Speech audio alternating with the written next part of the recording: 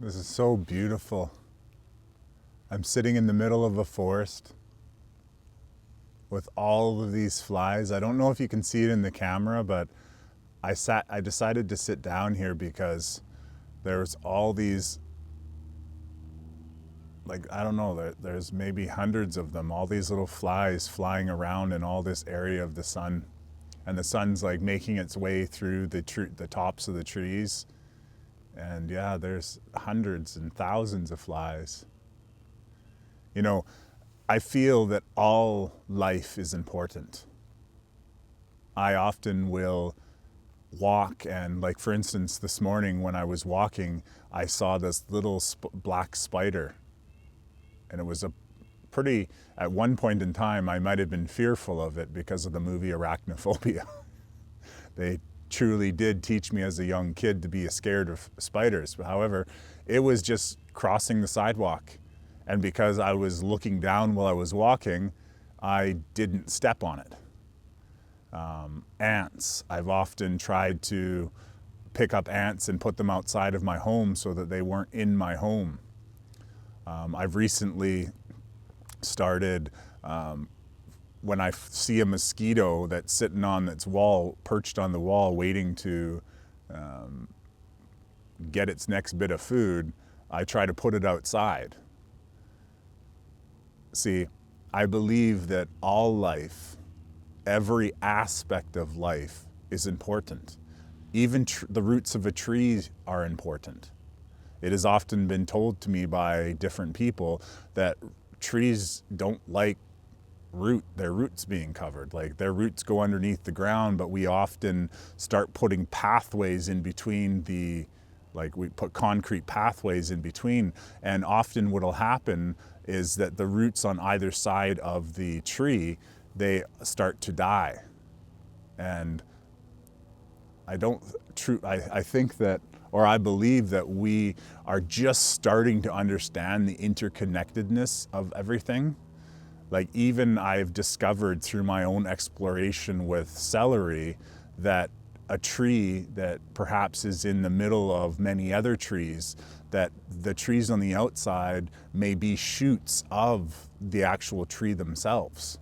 And so I've started to see that, and I think I mentioned it in a previous video that I was able to go to see the roots underneath a lake that had receded so far back to an area which had been forest, that had been clear cut.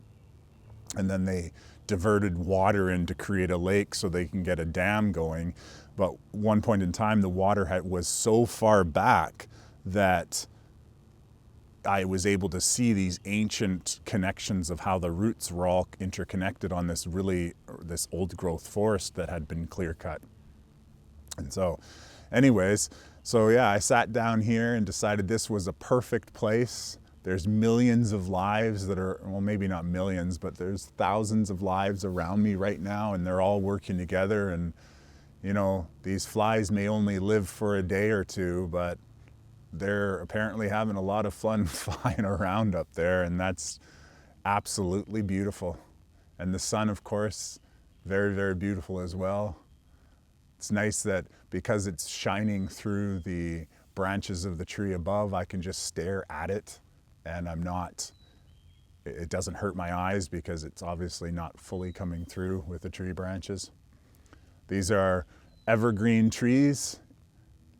Some of them look pretty old. Like, the bark on some of these trees is pretty old looking.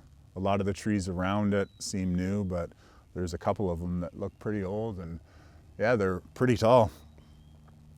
So I know that this technically could be a conversation, but what I wanted to talk about in this video, or what I intended to talk about in this video, we'll just call that the introduction, is I wanted to talk about self-confidence. And you see, self-confidence is one of the most valuable lessons that we can learn.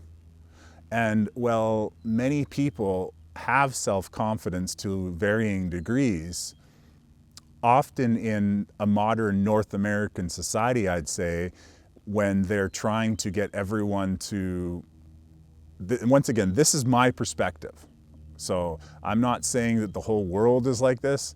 My perspective is self-confidence is something that's saved for heroes. And I've mentioned this before about the programming through the hero's journey.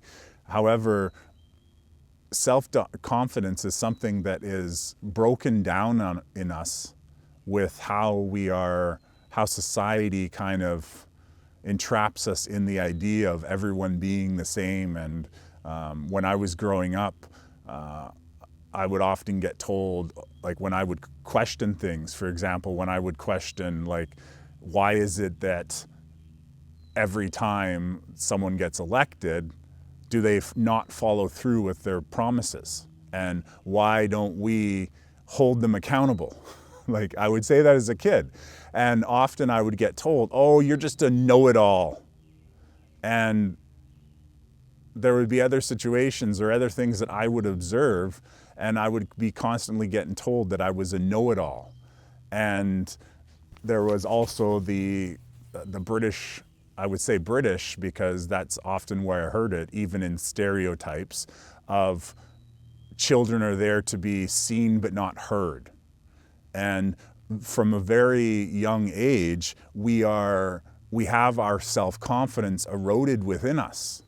And I see this as being a tactic, a manipulative tactic in order to essentially control us. And by eroding our self-confidence and seeing that self-confidence does exist, but it exists in the superheroes and the boys that are working with the Transformers, and they're growing their self-confidence. So we're kind of shown that it's for others.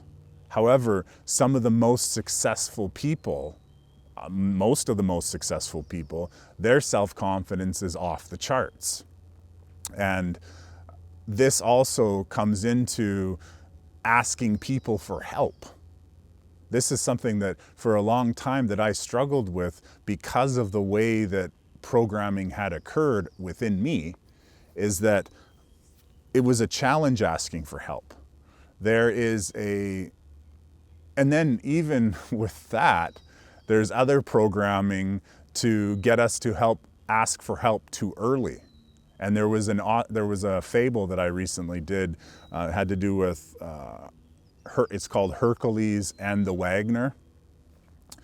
If I can remember, I will pin it to this part of the video. It's a short that I did. I'm doing these fables, Aesop fable shorts. And so anyways, so in this fable, the moral of the story is don't ask for help until you've helped yourself. Well, sometimes it's great to ask for help before you even need help. Like if you plan to do something, you can ask for help before you even start doing it. So anyways, back to self-confidence. I myself learned quite a bit about self-confidence. One of my mentors said that, and I agree, well, I definitely agree, but I resonate with the perception, is that self-confidence and building your self-confidence is one of the most important things that a person can do within their personal development. And you can also look at it as with your healing journey. See, self-confidence is following, or at least for me, it was growing my belief in myself that what I put myself out to do, I would accomplish. Now, the interesting thing about self-confidence is it doesn't get degraded at any one point in time. There are certain situations that come up within your life that self-confidence eventually drops. And for me, when I was younger, even up into my 20s, I was backpacking the world. I backpacked China, I backpacked Japan. Like I did these things by myself. I backpacked northern Mexico. I went through lands that many people didn't go on. I slept on buses. I took ferries that were questionable. Yeah, I did an awful lot. And yet as life comes down on us and we fall into routines and we get stuck in front of the TV and we become couch potatoes and we move away from things and we start to fall into default programming, a lot of us will tend to lose our self-confidence. And that's even if we had it in the beginning.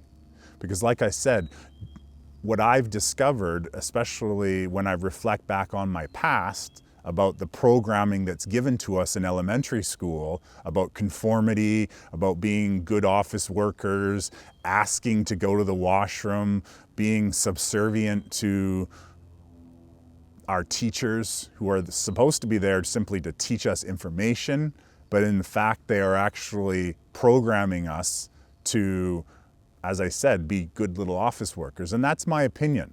And that's not a criticism to the teachers.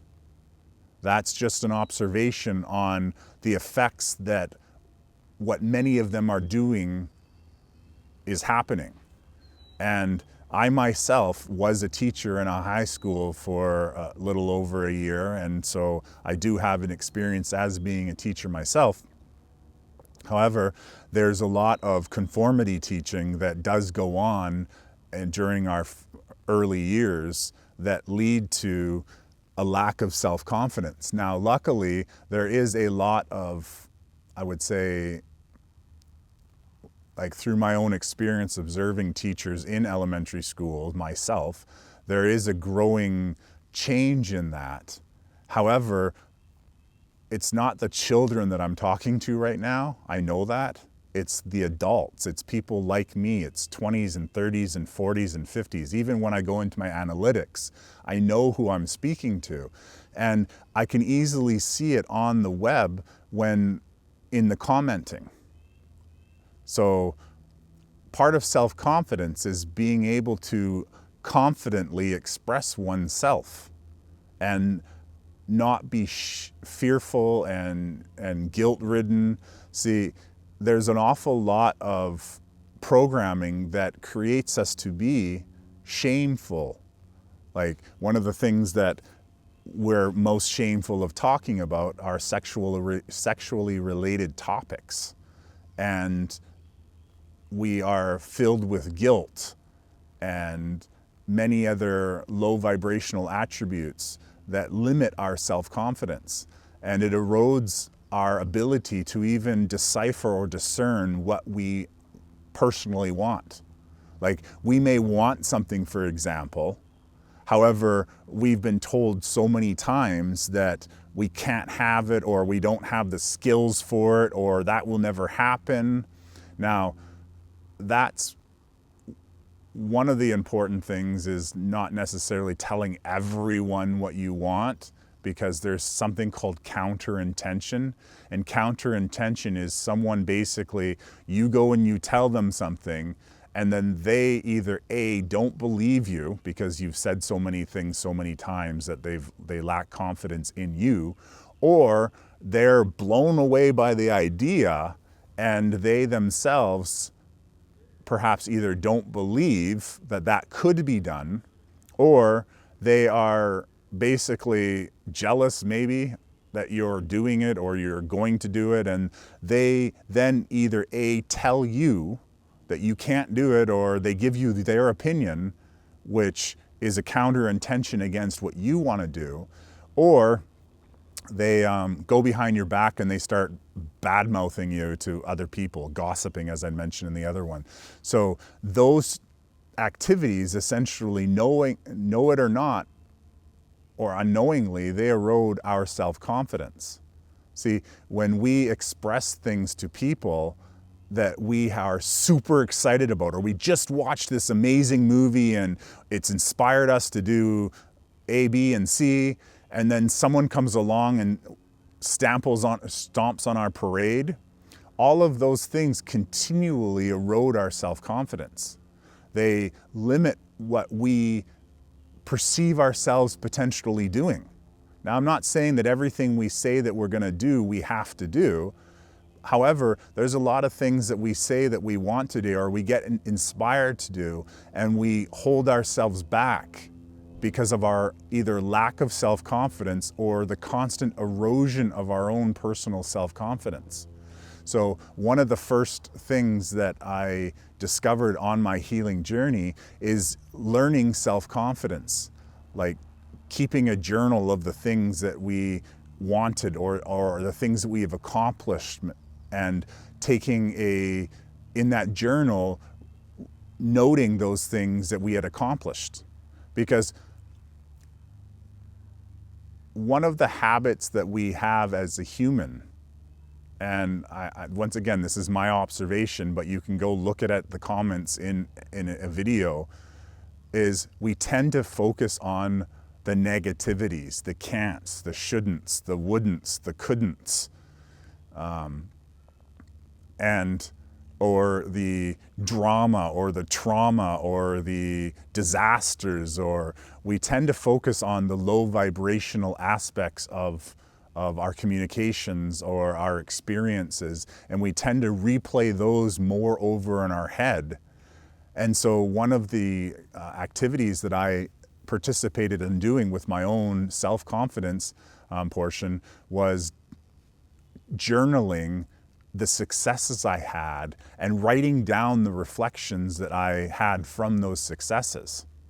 And on a daily basis, even reviewing those and speaking them aloud, and then sharing those successes with like-minded people.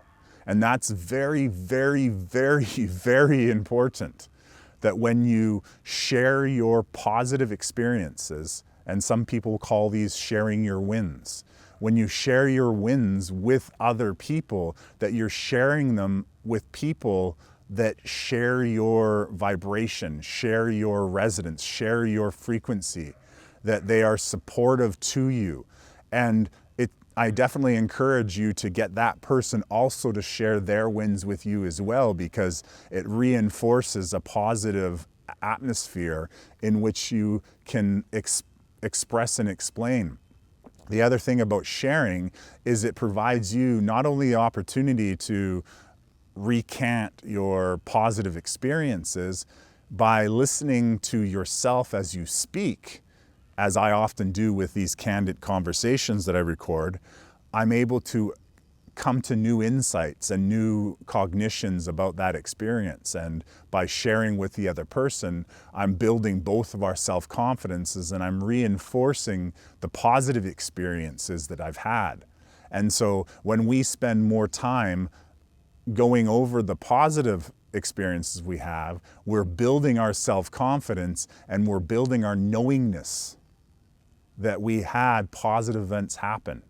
Like, even if we have had a relationship that has ended in a very traumatic way, such as I once had a relationship end in a just outside of a train station in Japan, and it was pouring rain and it was night and it had lots of people walking with their umbrellas, and anyways, the relationship ended, and it was very much like a movie. And I can even visualize the whole thing in my head as I look back on it. We can often replay that experience in our head and that pain and that suffering, and we can let that flavor the whole entire perhaps experience, and then we'll start picking apart others and then lowering our self-confidence with all the what ifs, could ifs, what should have happened, what could have happened. And then we bring that experience down and we lower our self-confidence, essentially, believing that that's somehow the way all experiences are going to be. So, yeah. So that's going to be my talk with these flies and this sun and these trees. And I highly encourage you to build your self-confidence and learn to ask for help after you have asked for help, after you have attempted to help yourself. Very key, important. I often tell my son, don't just come automatically asking me for help. See if you can help yourself first, because even that will build your self-confidence. But once you have that self-confidence, be confident enough in what you're doing, what you're saying, what you're hoping to accomplish, such as these videos. For me, myself, and I, and that's my higher self and I, even through these experiences of creating these videos, I've empowered myself to be able to ask for help. So I do little things such as, and I'm gonna do it now, please share these videos. These videos are made to help people. We're living in a very chaotic, lonely, isolated time right now. And if you're watching this video, more than likely, there are some things that you need to learn, not need to, but could, that would benefit you, that would be advantageous to you. And the interesting thing about it is everything that is created was first, there was a need for it to be created. So someone out there has a need and they have created that need. So whatever you choose to create, there's someone waiting for it. But more importantly, with back to the self-confidence part, is that share these videos, like them. See, I view liking a video on YouTube or a post or whatever it is, I see it more as love. And often I will go through a comments of someone else's video, and even though I may not read every comment, because a lot of them are just thank you and they're just really, really basic, I'll just, every time I click the like button on someone else's comment, I just basically repeat love, love, love, love, love, love, love. And I see them as just expressing love or acknowledgement. And so I highly recommend, and I'll ask you, like the video, comment in the video, share your own experience. Now, I did do a video and comment within this series, and often I will repeat through this Candid Talks series that I have disabled comments on this particular series, simply because these are my experiences and this is not a relatable conversation. This is not where I'm looking to teach or anything. I'm just sharing the things that I have learned and that my own experiences, my own stories. It's an environment that it's a safe environment for me to express myself as I see fit. However, there's lots of other people, lots of other videos, lots of other posts. On my YouTube channel, I often will create little posts with different bits of information.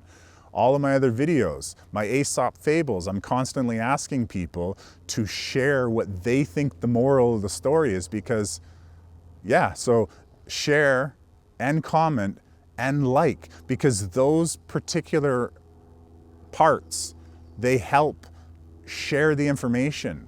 YouTube has a very uncanny, and I think that's the right word, ability to share videos in my recommended video feed based on my current video that I'm watching. And so sometimes it will link a video for someone else to have that opportunity. And if their higher self believes that they are ready to listen to whatever that content is, and as you know, in my Candid videos, I talk about an awful lot of different things, and I'm going to share a lot more different things. And so while some people may not listen to everything I have to say, they may come across one video, such as the next one I'm going to record today on exploratoriums. And I'm going to share a lot of information that I have received from multiple different sources, things that I've connected. And so I ask you, with my full self-confidence shining as bright as the sun that's above me, comment. Let me know on those other videos and wherever else you are watching. When you consume, comment on that video, because commenting will help you self-reflect on the information that you have consumed, and it will prevent you from just absorbing. It'll actually give you the ability to reflect and to build your own self-confidence and to give you your own ideas of what you're saying. Because one of the most troublesome things that I often find is when people just repeat what's being said, that they didn't necessarily understand it. And that doesn't necessarily grow one's self-confidence. It basically creates parrots. And if we're running around saying what someone else said all the time, then we are essentially lacking self-confidence. Yeah, sure, we might be able to stand up on the table in a bar and yell into the crowd of what you just heard, but it's the reflections, it's what you take away from that you're able to transmit to others that builds one's self-confidence. So anyways, I hope you enjoyed this short talk, shorter than most of my talks, or at least most of my recent ones. I hope you have a wonderful day, and like these beautiful flies just flying in circles, I hope you seize that energy of this moment of now and go find a video to comment on, or a post to comment on, or just, find a journal and write down what was your greatest takeaway from this video that I just spoke now, and do what you may with it. So thank you very much. I hope to share more with you soon to come. God bless. Source flows through me, as does Source flow through you. I love you.